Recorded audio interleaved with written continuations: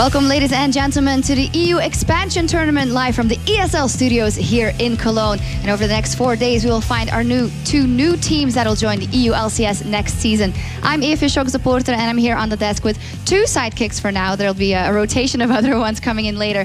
But first off, on the furthest end of the desk is my LCS colleague Martin Deficio Lunge, and there's my fellow Belgian Mitch Krepo to help us out as well. Guys, excited for the Expansion Tournament? Super hyped. I mean, we're going to get 2 new teams now into the LCS out of these 4 teams we have right here, who we're of course going to follow the entire next year. And then tomorrow, IEM Cologne starts. Every single team has made roster changes. We have no idea what to expect. And I'm just looking forward to being your sidekick, Sjokz. Oh, of course. Well, guys, let's take a look at the schedule to see what games we've got coming up for you today. And in the following days in the Expansion Tournament, we're going to start off with 2 best-of-5s today, Giants versus Reason and H2K versus Faculty. And then we have 1 best-of-5 following the days after the elimination match, the winner match, and the decider match. As you can see, that means that we have a double elimination tournament. Let's actually get the bracket up on the screen so we can explain that to you. Today, the winner of our best-of-5s go straight on to Saturday, where they will fight each other for a spot in the LCS. But the losers of the day will play tomorrow in the elimination match. That means 1 team will be out, but the winner of that game will still be able to compete for a spot in the LCS on Sunday against whoever lost the match on Saturday. It's double elimination bracket, so they need to lose twice to be out. And at the end of all this, we will have 2 new teams in the LCS. Guys, let's take a look at the teams that we'll be seeing in the very first game here today. It will be Giants taking on Reason Gaming. And if we look at the roster of Giants, we have Whirly B in the top lane, Frederick in the jungle, Xpepe in the mid lane, Adri and Rydell in the bottom lane. We have seen Xpepe or Pepinero play in the Expansion Tournament, has been quite impressive. Do you guys think that he will be the center of this team if they want to make it?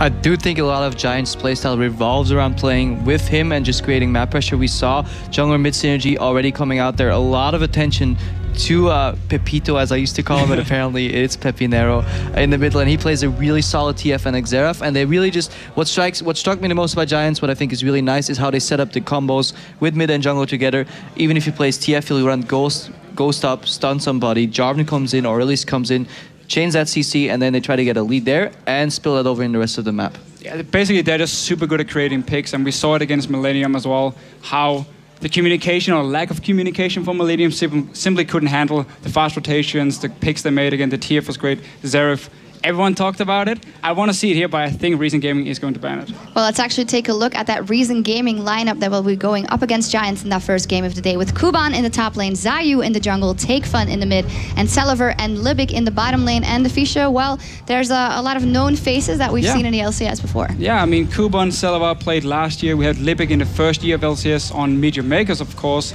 And they've known each other for a while. Now they're finally playing together. They picked up Kuban and Celiver as soon as they could, as soon as they were out of the LCS, and now obviously want to requalify. I'm looking at the jungler though, Zayu. He's so good. He's 17 years old, really aggressive, and this is his first time he's ever been this close, obviously, to the LCS. If he can control the nerves, if he can actually go in here, put on a performance we have seen from him before, then I'm expecting great things. We're looking at the junglers and the mid laners for both teams. What about the bottom lanes? We know Celiver, of course. We know Libic. We know Celiver, who came into his own at the end of the season, but wasn't always super on point in the beginning of the LCS season.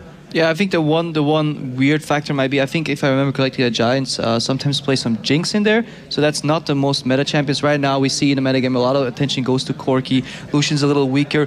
Graves is definitely a good matchup into the Corki, so we might see a lot of Corki Graves, but throwing an unfamiliar Jinx in there on a LAN setting, going into these matches to try and get you a spot in the LCS might just add a little more variance in the game, and just might throw Reason off their game. And we have to remember, we're playing on 4.21. We haven't seen the teams play on it when they played in Expansion Tournament before. It was on the old patch, of course. A lot of new things, see a lot of new picks. I mean, if you've been following OGN, they're picking random stuff everywhere, like Morgana top lane suddenly. So we have no idea what these teams are going to pull out here, and it's just going to be super fun to see. Yeah, I think the biggest change we'll see is how lane swaps will be played a lot differently, because the early dragon is no longer a question. 1 or 2 members can easily contest that. Dragon is no longer able to be juggled, so you take full damage. So yeah, maybe if these supports back in the day failed their juggles a lot, they were already trained for... Exactly, now basically everyone will take the damage from the dragon. And in the jungle, Stalker's Blade is being built by everyone, seeing as Rangers got a nerf, and Skirmishers as well. these two junglers here, they like to gank. They like to camp the mid lane. We're going to see two Stalkers Blade, and they're just going to run and smite each other in the face. And whoever wins the mid lane battle might take the whole game. Well, we'll see what happens and what these guys decide to build and what they decide to go with. If I can ask for a prediction of you guys, who will take it here, Giants or Reason? Oh, I'm going to go with Giants Gaming, just because I really liked how they played against Millennium. And also we have a little bet going on with Stress and Pulse. So Giants Gaming will take it. We'll not go more in depth as what that bet entails. No. Krepo? Yeah, I'm gonna follow Deficio's lead here. I'm gonna say Giants. I think 3-1 would be a decent score for them. And yeah, they actually like impressed me with parts of their gameplay when I watched them before. So yeah, I'm rooting for Giants. All right, experts think it's going to be Giants. Well, that's experts. Exactly. Krepo and Leah, they are the experts. And well, we will go over to our casters to get into that very first game.